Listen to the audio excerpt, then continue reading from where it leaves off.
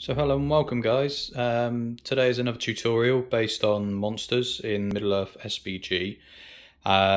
We have a little setup here just trying to illustrate kind of what you'd see with monsters, how they play and what they can do on the battlefield, which is quite cool. Monsters can come in all shapes and sizes depending on the faction that you play, and they're all going to be categorized by what you see in the films and in the books.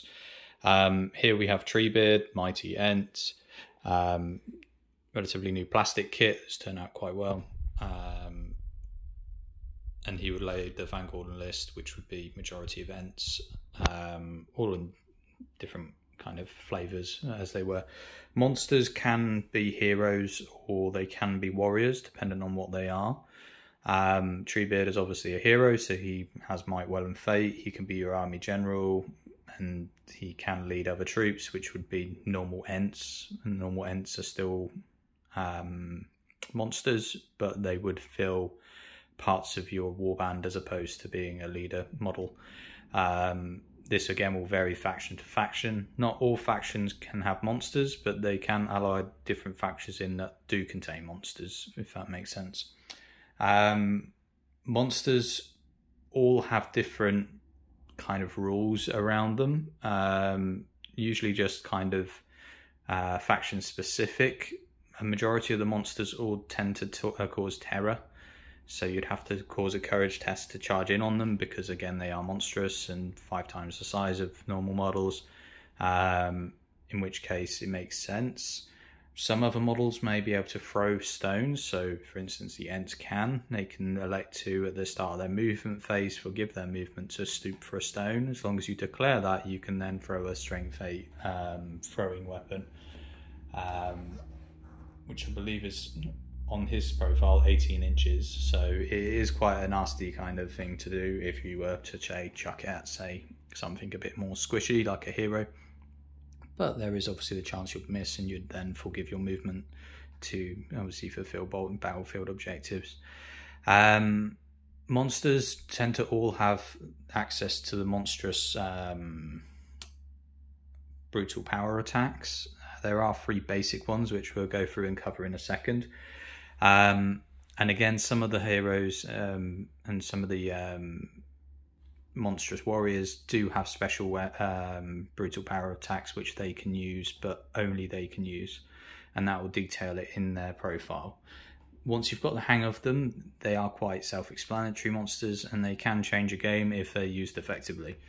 That's kind of what you need to understand about them at the moment. We'll go through the brutal power attacks as we kind of demonstrate, say, a combat. So for instance here, we've got Grishnak and 2 Orc warriors. Treebeard would elect to charge in, say, onto Grishnak. In this instance, you'd then go into, say, your shoot phase, your combat phase, all the rest of it. Starting with combats, you could do, say, a heroic combat with Treebeard, given that he is a hero, or you could do the same with Grishnak. In this case, Grishnak might use his might to do heroic strike to try and come up to the fight 8 of Treebeard, which is usually the tactics that most people do to try and deal with monstrous scary things, is to try and level the playing field by getting a higher fight value, so at least you can stop them from destroying your ranks and destroying your characters. But nicely balanced in the game is that only certain heroes can have access to strikes and things like that. Treebeard also has access to strike, so he could strike up as well, but the maximum he's going to go to is fight 10, as same as anything else, and he starts at fight 8, so most things would have to strike to go above him in the game. Combats are worked out like normal, so you generate your dice pool, so 3 green dice here for the Ent, for Treebeard, 2 red dice from Grishnak. You roll off to find that Grishnak wins, obviously. But you'd probably say, right, okay, there's a point of might from Treebeard, just to illustrate a point. He then goes to win because he's a higher fight value. You can then elect to strike normally, which is your 3 strikes, which will probably kill him anyway, because he's strength 8 and Grishnak's only defense 6, I think, with a shield. So you'd need something like 3s on the dice. although you can go into the monstrous power attacks, which are always a lot more fun. So monstrous power attacks are within this rulebook here, so your Middle-earth rules manual.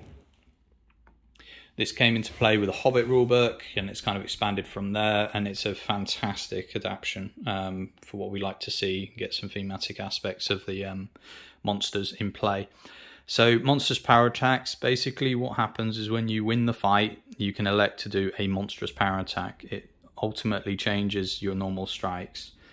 What you would then play is which one you'd like to do. Rend is quite helpful if you're fighting, say, a very high defense model, because you change the defense that you need to wound him on with your strength, and you change it to their strength. So you're wounding on strength. A lot of characters are strength 3 or strength 4. So they would be wounded quite easily on, say, strength 8 of, say, Treebeard. For instance, if you had someone like the Old Dame model who was defense 9, it's a very nightmare kind of thing. Treebeard would have to roll 5s on his normal strength to wound him. But if you used his strength value of 4, you'd only need 3s. So it kind of counterbalances the fact that people can be heavily armoured, but you could wound them easier by being, obviously, a massive monster. So that's one to have in play. It doesn't generate more dice, it's still the same, which is one of those. I think it's also a fact as if you were to say trap a model, you wouldn't generate more dice for it. You would elect to rend, and it will be the same dice pool that you're using, 3 dice to wound them. So sometimes it's a kind of a balance ratio of, do I strike normally with the double strikes if you're trapped, or do I try and rend them to get more of a tally of wounds on them, based on less dice but easier to wound them, if that makes sense. The most fun one essentially is the Hurling model. Essentially is one that you're in base-to-base contact with. You would roll a d3. You would then tally up that d3 number plus the difference in strength of that model and your model. So for instance, Grishnak is only strength 4, I'm strength 8, so it's a d3 plus 4 inches is the distance he can be thrown. So for instance, over here, Grishnak is in base-to-base contact. What you do is you draw an imaginary line between the bases, so right between the middle of each, and it will kind of surpass that direction. You can kind of slightly move them in which direction you'd want, but they'd have to bisect the 2 middle points. So it's a little bit more restricted than it was in the old edition, where you could chuck them at any point, kind of from that direction going this direction and that direction, which would mean that you would be hurling into a lot more models, which is beneficial for, say, the person that is hurling. So for instance, if we were to say play out a hurl would be a 1. So a d3 on a 1, but you've got 4 in difference because of your strength. He's going back 4 inches this direction. If you angle it, you probably would clip, say, one of these models, and it will then hit a immovable object, which is the wall itself. What happens then is that any model that it passes through is usually knocked prone. So you place a prone marker. Most people would knock them prone, just because that was the old rules. I tend to use one of these handy little gubbins that you can get through third parties, just to say that they are not prone. Any model it moves itself through that is not strength 6, so basically anything up to strength 5 would be knocked prone. They also suffer a strength 3 hit on the model that is moved through, so it could kill multiple models if you were to chuck through ranks. The other bonus is that Grishnak takes 1 strength 6 hit for the hurl itself, plus 1 additional strength 3 hit for each model he moves through.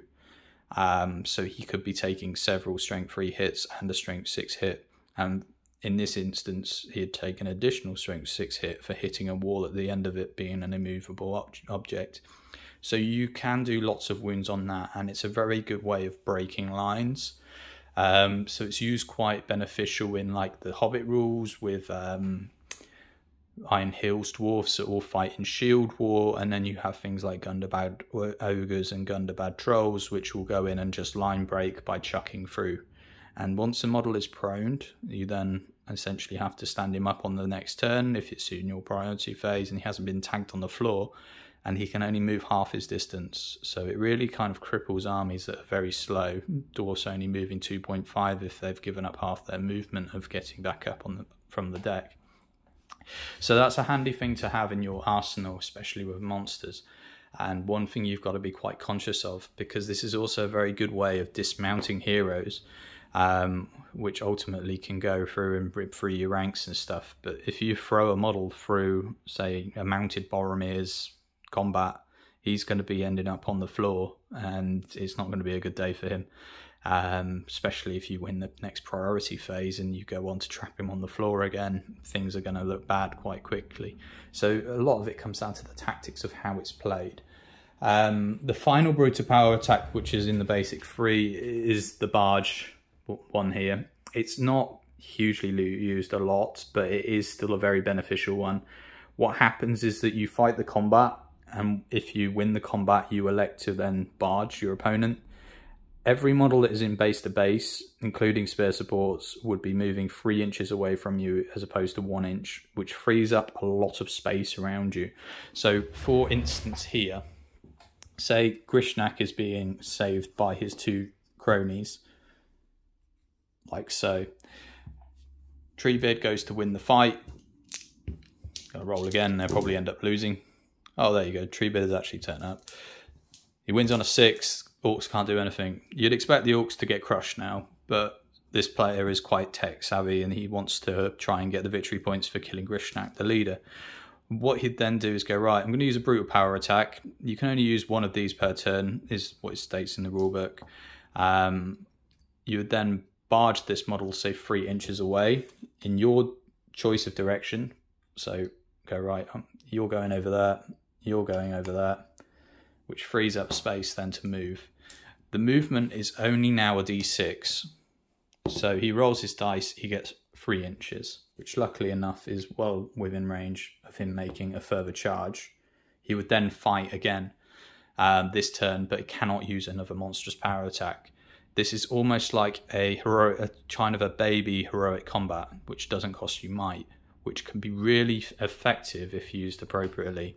Like I say, most people on the tournament level would know how to deal with those sorts of things and kind of come to counter them by putting multiple models in without putting them in combat, so they can't be barged so well.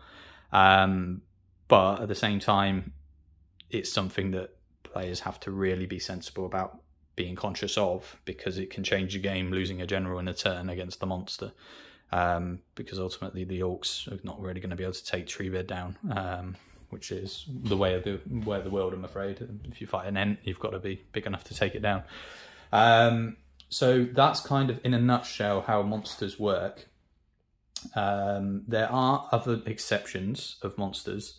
So for instance, on the next page you'd have your War Beast section, which is things covering stuff like Murmikills, Great Beast of Gorgoroth.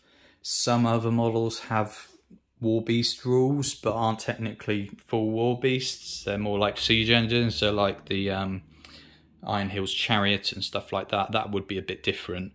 These have, obviously, you see, a lot more rules to them, and I'll cover a few of the basics of them here. So over here we have a little bit of a setup, which is a... Let's see if we get a better picture for you. A Warmamak King, essentially, a Mahud King on a War Beast, so on an Oliphant, with all the upgrades from Forge World. You have a handful of Rangers of Aphelion.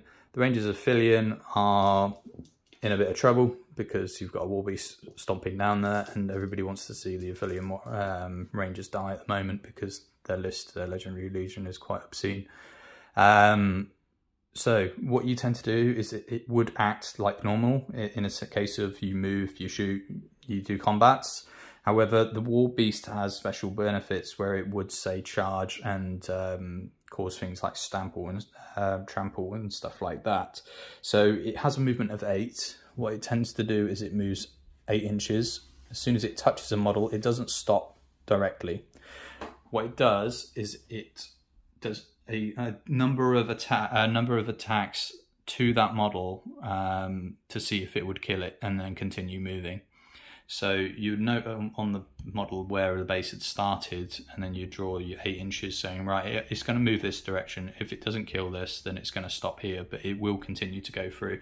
It kind of represents just massive models just trampling through troops and destroying what's in their way. And sometimes you can have speed bumps like heroes and stuff like that, which are kind of used to their favour to slow mimics down. Enough that you can do wounds to make them stampede and try and kill their own troops as opposed to yours, which again is a very cool aspect of the game. You can do things like heroic move, which are all called by the commander on this situation. So those sorts of things would allow you to move first, which is kind of vital in that situation, because otherwise you get tagged down by like one model and you're not stampeding for a charge and you're not doing the damage as much as you'd like, which isn't again great. He does have access to certain abilities, but he doesn't actively get brutal. So War Beast models may not use brutal power attacks unless specified in their profile. So if you're thinking about, you know what, I can trample someone and then I can hurl someone, it's not the case unless the model specifically states that. They can get a bit more complicated, War Beasts. They're not hugely used at tournaments because of their complex aspect to them. And also they can be kind of stuck in combat for quite a lot of turns. And if the board is quite terrain heavy like we have here, you're not going to get much movement out of them, which is a big shame because they're lovely models and you want to see more of them. With a trample, essentially you'd roll what it states.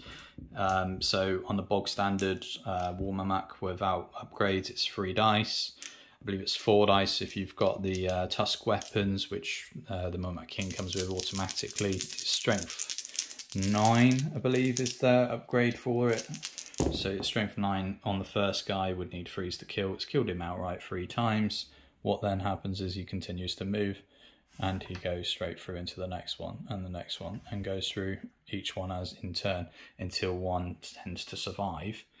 However, as you can imagine, if you're fighting something against squishy rangers, they're probably all going to die, and your Monarch is going to be laughing at the end of it, which again is hooray for Harrowdom. So that's the War Beast charging through. The Mimic has a special rule where again it would potentially go crazy and it would trample their own troops, so illustrated in the films. What happens is every time it takes a wound it has to do a courage test. The courage test is not done just on the elephant's courage, it can be done on the driver. So it's very helpful if you had like a better model like the King on there, because he is like courage 5. So you're going to likely pass it, which will keep him in your control. However, if you kill the chap on top who's driving, the Mimic kill goes down to his bog standard courage 2 or courage 3, and then therefore it's going to then more likely stampede. And all it needs is one failed courage test for it to stampede on the next turn and be controlled by your opponent. So you have to be very savvy in how you kind of commit him. They are susceptible to bow fire and stuff like that, so you want to get them stuck in as quick as you can. And again, it comes down to how you play the scenario.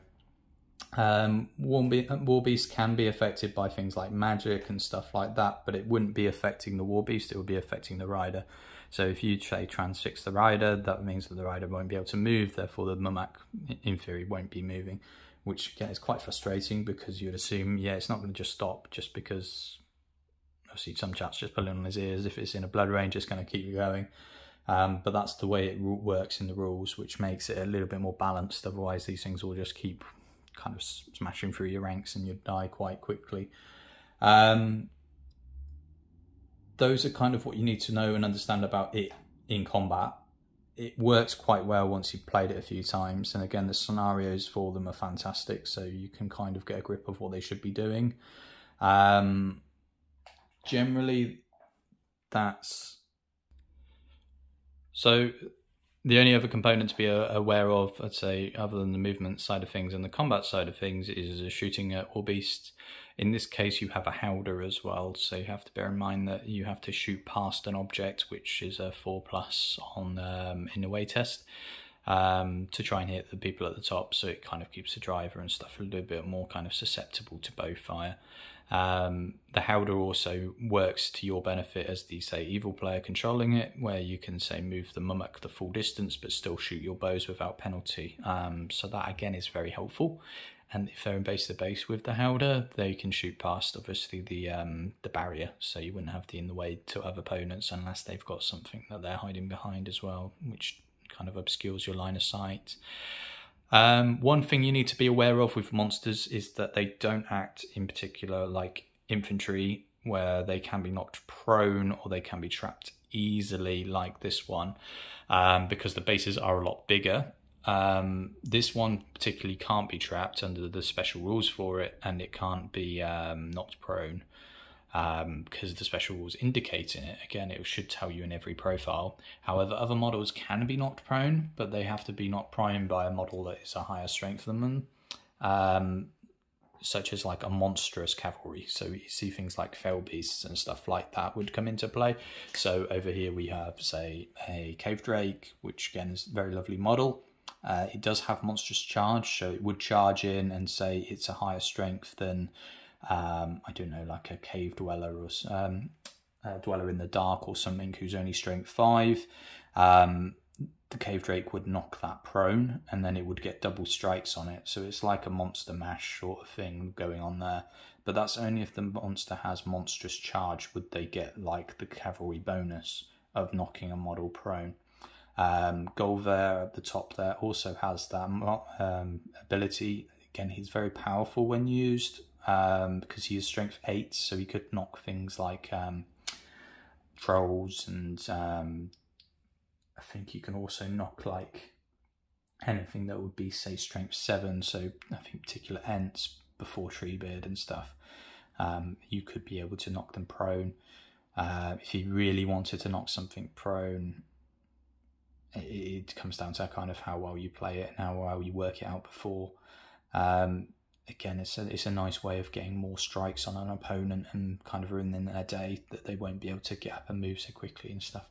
The Eagles get monstrous charge, but only for their army bonus, so you have to take them pure, and that's to demonstrate how they kind of dismount fell beasts in the final kind of parts of the film, which again, very cool. Eagles are a very powerful list as well, because they've got the flight ability, so they move 12 inches as opposed to 6 of normal infantry or kind of 5 of orcs. Again, most monsters will move 6 inches. I believe the cave drake moves 8 inches. Golver again has flight, so he moves 12. The Mummokill will move 8, I believe. And that's kind of what you need to know in a nutshell around monsters. Again, a lot of it is down to how well you kind of play these different factions and stuff like that. Some will have more monsters than others. They're not exactly game breaking, but again, they're very helpful to understand, because you will probably play against them at some point, because they're very cool models. So hopefully that's enough to kind of get you understanding the rules for monsters in general. They are very fun. Go out and have a go with them, see what you can play, and kind of get me back with some feedback and see what you want to kind of see more of. I'm glad to say that there are a fair few more people playing Lord of the Rings in my local area. They've asked for kind of these videos to be posted up, so it tries to get them to understand a few more of the rules. And now restrictions of COVID are slowly easing. We're getting more games and stuff like that outside, and hopefully we can get more channel content up soon. Okay, well, all the best. Bye-bye now.